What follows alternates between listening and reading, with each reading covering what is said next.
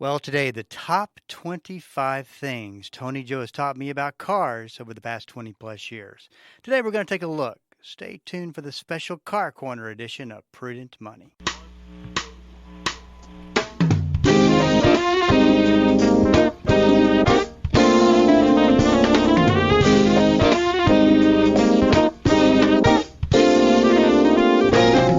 Good afternoon and welcome to the Prudent Money Radio Show. I'm your host, Bob Brooks. Thank you so much for joining me today. You know I do appreciate it. Well, today we're not taking questions and doing the format for the special Car Corner edition of Prudent Money a little bit differently today. Tony Joe called me up this morning and said, there's just absolutely no way that I can make it over there today. And I don't think that people realize that every Friday, Tony Joe stops what he's doing in his shop, hops in the car, drives over to my office and studio to do a program with me. And some of the things that people don't realize is that Tony Joe shows up about 10 to 15 till 3, and it's from there that we actually plan the show. Now, you may be going, boy, so that's the reason it's so bad. But that's it. It's the blessing of the relationship that I've got with Tony Joe that we're able to really put together some things that we know will help people. And that's where his heart comes from and why he devotes the amount of time he does to coming here on a Friday afternoon. And we do have a lot of fun doing the program together. It's just there's often times where I'll have a ton of things to talk about, which he and I will talk about just briefly before the program, and we may not even get down to only the first item because we got off on some kind of a tangent talking about something other than what we were going to focus on. So I'm kind of telling you the behind the scenes. But many people don't know the story of how the car edition, the Friday car edition, actually came about. Don Spear was a voice of financial stewardship and financial education for decades in the DFW area. And Lord brought us together. And back in 2002, I took over his program when he decided to retire. January of 2002. It's hard to believe that it's been that long. Prior to me taking over the program, he and Tony Joe, I think for 10 years, had been doing a Friday show. It all came from a conversation that Tony Joe had at his shop with Don, who used to bring his car to him. And Don said to him one day, "Hey, Tony Joe, I would love for you to come on the radio." And from there, that's when it started, becoming a every Friday deal. Now, for a good 5, 6, 7 years, Tony Joe had to drive all the way to the radio station studio, which was a very long hike. And he faithfully did that for a very long time. Then I think Don ended up with a studio in his office, and Tony Joe would just go there. But Tony Joe's been doing this for a long time, and it's been such a blessing. I mean, people want to know, or I gotten the question, why you do a financial talk show, and why do a special Car Corner edition that's just totally unrelated. But you see, they're really not unrelated. We oftentimes talk about the parallels between what I do for a living and what he does for a living. And believe it or not, there's a lot of parallels about working with somebody that's going to be giving you recommendations on things that you know nothing about. I mean, when it comes to cars, I know very little about it. And it's something that I have to trust somebody. And I think that we forget that just randomly going into a car repair shop, not having a relationship, you do take a little bit of a risk. Because, and not to stereotype repair shops, it's just that in every business, when you're asking for advice and to get something fixed and to figure out what's wrong with your car, or for whatever the situation is, you are trusting that advice is in your best interest. And it's just been such a blessing to see Tony Joe come in and just really from the heart, and of course that's the way he runs his shop, and really help people.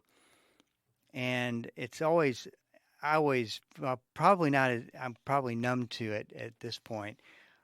for the longest time, I was always amazed how people would call in with complicated situations they've taken to all kinds of mechanics, and he has nothing in front of him but a a pad of paper that he writes notes down on when someone calls in. So he does everything right off the top of his head, and he is very confident when he gives those answers. So what a blessing he's been to the community, and so this morning he called me and said, "Man," he goes, "I'm just backed up because of everything that's happened this week with the ice. I can't make it in." So instead of going and pulling an old pre-recorded show, I thought, you know what would be cool is make a list of 25 of the things that Tony Joe's taught me about cars. And believe it or not, a lot of what we've talked about through the years really has stuck with me. But it's also just emphasized with me how important it is to have a mechanic on your team. And when I say a team, I mean the people who advise you and help you stay on the right road. No pun intended. From a mechanic to a financial advisor to a CPA, you name it. I mean, it's so very important that if you're trusting advice that's being given to you, that you can trust the person giving the advice. So what I wanted to do was go through some of these were just off the top of my head, but I think they're just really great pieces of advice. First one I'll start with: if the estimate is $500 or more, and he always uses the $500 as a benchmark, get a second opinion. And Tony Joe's real big on second opinions because he has seen what happens when you get a high repair bill, and then that high repair bill gets higher, and you're already in up to your neck in repair bills, and you're going to keep on going. So he always recommends, if it's over $500 and you don't feel comfortable, make sure that you get a second opinion. Probably the one piece of advice that he gives constantly and consistently, and says this will make the biggest difference in the way your car runs, the biggest difference in how long your car lasts, and that is change your oil on time, every time. Now, he said, and depending on when you look at the owner's manual, keep in mind the owner's manual is written to kind of generically to a person who could live in any area, and the heat or the cold, I mean, the different elements of the area, the environment that you're driving in make a difference on how often and when you change your oil. So you want to keep that in mind. You're probably going to change it on a different schedule if you're in Texas versus if you're in California, as for instance. The next one is communication is critical to getting it right. And this is why, to me, it's so very important to have this relationship beforehand, before you have a problem, because the ability to communicate, and as Tony Joe has often said, it's just not the ability to communicate, it's the desire to have that conversation, for the mechanic to take the time to walk the customer through exactly what could be wrong, what he or she is going to do to fix it, and what they're looking for, how much time it's going to take. I mean, that could be a 5-10 minute conversation that the mechanic doesn't really have, but the mechanic values that. And there's just this open line of communication, and you feel comfortable as a customer putting your hands in the care of that mechanic, that you are going to be communicated to at all times. So critical to getting that right.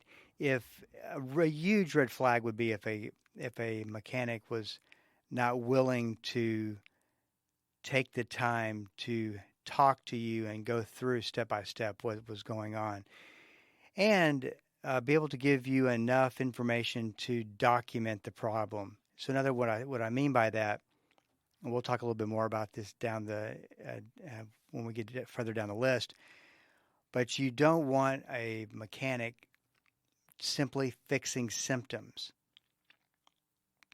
You want him to find the problems and fix the problems, and that's something that happens quite often.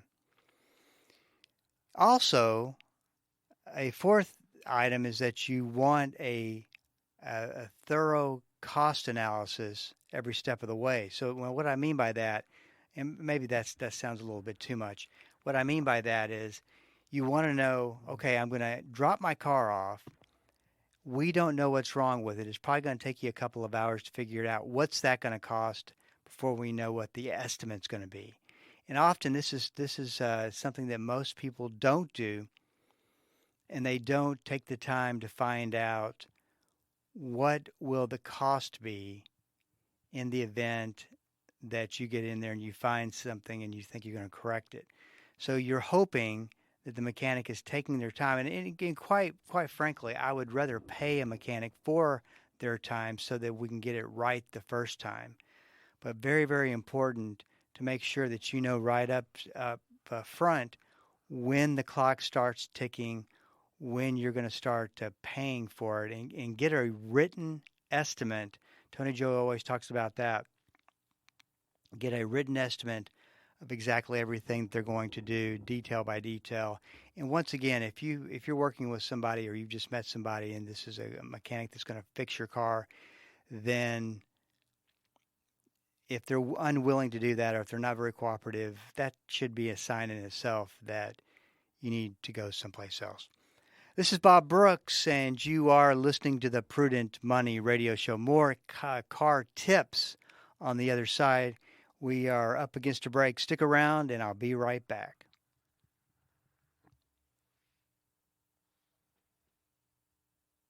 Welcome back. This is Bob Brooks, and you are listening to the special Car Corner edition of Prudent Money. Before I get back to automotive tips, and we're doing this because Tony Joe couldn't come in today. I still wanted to do the special Car Corner edition, so I wanted to talk about some of the things that Tony Joe has taught me through being on the radio with him for 20 plus years. So we'll be talking more about that here in just a second. I want to make sure that of course you heard it during the break, but that you have considered whether you should sign up for the webinar tomorrow, 2023 and Your Money. Because one of the things I'm going to be talking about, well, the one thing I will be talking about throughout the entire program is the other side of the story, what you're not hearing. And I talk about how important the other side of the story is because it takes what you don't know with the story you do know, and you can compare and contrast and see what your story is and the opinions that you have about and the decisions that you need to make going forward. One of the things that doesn't add up, and I talk a lot about this and where all this is tied to, is today we had the Department of Labor announce that 517,000 jobs were had been created for this past month. That is outrageous. 500 and something plus 1,000 jobs being created. The average you're going to see is somewhere between 200 and 250 on a decent month. So over 500,000 does not make sense. And I talk about this, and I talk about some miscalculations, what might be going on, and why it's important that you do know this, because the strong, quote unquote, strong labor market is what every one of these forecasts hinge upon that are given out by the White House, by politicians, you name it, by financial media, Wall Street. They're all talking about the strong labor market. Well, here, riddle me this. How could we have over 500,000 people hired by, many companies, and at the same time we have day after day announcements from major corporations that layoffs are going to happen? And they know they're going to happen. They can tell you the number that's going to happen. So how can you have over 500,000, the confidence of hiring over 500,000 people, and on the other hand, just as many companies coming out, big companies coming out saying they're going to lay people off? It doesn't make sense. It shouldn't make sense. And I'm going to tell you why that I don't think it makes sense. And just so very important that you know what's going on behind the scenes. We're really going to talk about the stewardship angle of all this. So just go to prudentmoney.com. There is a section up top. Go and sign up. It's not too late to do so, and I'll look forward to speaking with you tomorrow morning at 10 a.m. on Saturday, February the 4th. Okay, let's get back to the tips. I thought, as I said a second ago, I thought I would take some time to talk about what Tony Joe has talked has taught me through so many years of doing this program with him. The second one, or not the second one, the next one is if you are doing a major repair job, fix other items while you're in the middle of it. The most expensive, for the most part, most of the time, the most expensive aspect of a repair bill is the cost of labor. So if you're doing a major repair to your car that they're having to remove a lot of things, take a lot of things out of the move parts and that type of thing to get down to the problem to fix it to replace a $10 part. Consider what else could be around that part that needs to be fixed or could be replaced because once again they're already down there.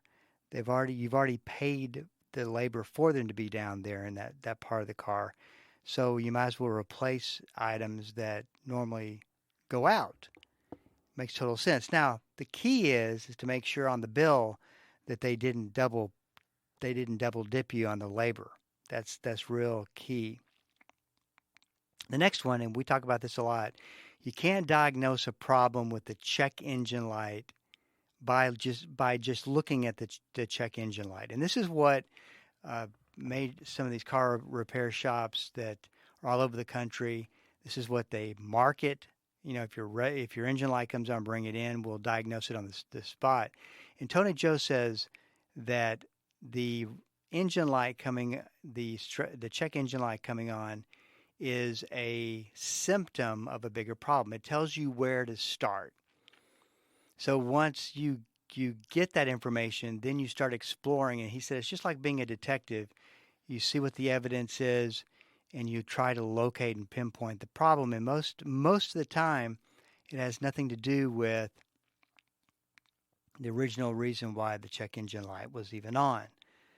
So it's a matter of going in there and investigating and figuring out what really needs to be fixed versus just fixing the symptoms. It's just like if you go to the doctor and the doctor treats the cold symptoms but doesn't treat the cold, or treats probably not a cold, it's not a good example, but a sinus infection and doesn't treat the sinus infection itself, then you continue on as it takes a lot of time to get rid of that on the sinus infection on its own, versus treating the sinus infection and then the symptoms somewhat clear up. That was a rough way of explaining it, but I think that you got the idea. Through the years, we've talked a lot about buying cars, what to look for, what the process to go through. And this is really one of the two big reasons why we do the Car Corner Edition. First of all, cars throughout your lifetime are going to be a major expense.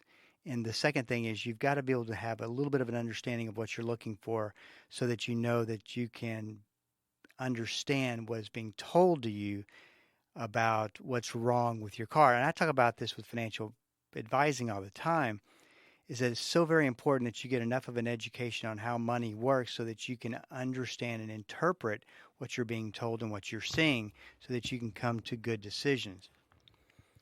The next one is under that heading of buying a car, check the history of a car before buying. This is so very important. You never want to buy a car without looking at what's called the Carfax. The Carfax will tell you everything history-wise about that car. There's some things that don't always make it to the Carfax, but for the most part, you're going to be able to get a good idea of if this car's been in wrecks or if there's been any other questionable things that would keep you from buying the car to begin with. Don't shy away from high mileage cars. Tony Joe says that cars are built to drive a lot of miles. So if you come across a car that's a couple years old that has 100 to 120,000 miles on it, don't shy away. Now, what's good about that is that those mileage, that high mileage aspect of the car is built into the price already, so the price should be a lot lower than a car with normal wear and tear on it. But if they've taken care of the car, done the services and the maintenance on it, it should last for a very long time. So that discount that you're getting, make sure that you are getting a really good discount. Could pay off in the long haul because for a dealership, the high mileage cars are not as easy to sell. The next one is if you're buying a car, always have it checked out by a mechanic. That's huge. You never want, and of course, a mechanic that you trust is going to say, yeah, this is a problem, but it's not something I would worry about. It's something that you can fix if it gets worse. But get another set of eyes on that car and make sure that nothing is going to shock you and be a big surprise. Don't shy away from lightly damaged cars. One of the things I learned from Tony Joe is that a car that's in a fender bender or a wreck could be that it's one of those tear off pieces, as he calls it, a bumper that you rip off, but there's no damage underneath that, and you put a new bumper on. It's a pretty good example. So if it's just some body work, it may not be a big deal.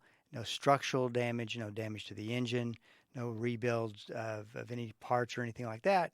You could be getting a really good deal because once again, the dealer didn't pay as much for it when they took it in as trade-in or bought it at auction, and they're not going to price it that high because they know they need to get rid of it, but they're still getting a good deal on it as it is. The next one is most of the time repair shops are less expensive than the dealership. And this is proven time and time again because dealerships they've got more costs, so their prices are higher. I was talking to somebody the other day, and she wanted the recommendation of who do I take my car to because the needs a service on it. It was a Mercedes, so it was going to be expensive. And I think she got quoted $1,400 or $1,500 at a Mercedes dealership. She took it to the person that I know that has a repair shop, and they did the exact same work for $900. So just if you're cost conscious, you might want to know that. Nothing against dealerships; they're just more expensive most of the time. And but then again, some people only want to go to dealerships, which that is also something that is understandable as well. So just make sure that you go to somebody that you can trust. When you're changing the oil, back to changing the oil, we talked about how important that is earlier. Get the filter changed. And of course, if you take it in to get the oil changed, you're going to get the filter changed. They're going to do that. But if you're doing it yourself, make sure that you take and replace the filter because the filter has quite a bit of old oil trapped in it that can get recirculated. So something else that you need to know.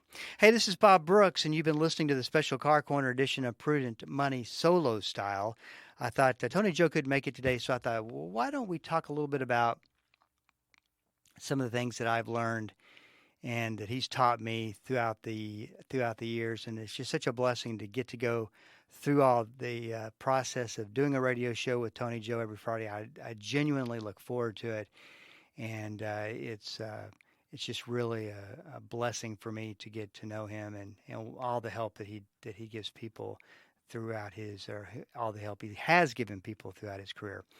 Hey, this is Bob Brooks. Make sure that you sign up for the webinar. It is tomorrow, 2023, and your money. Go sign up at prudentmoney.com. It's 10 a.m. in the morning. You will not want to miss it. This is Bob Brooks, and if you got a question for me, please go to the website at prudentmoney.com and send it in because we are all out of time till we do meet again next time. Keep the faith and have a great rest of the day.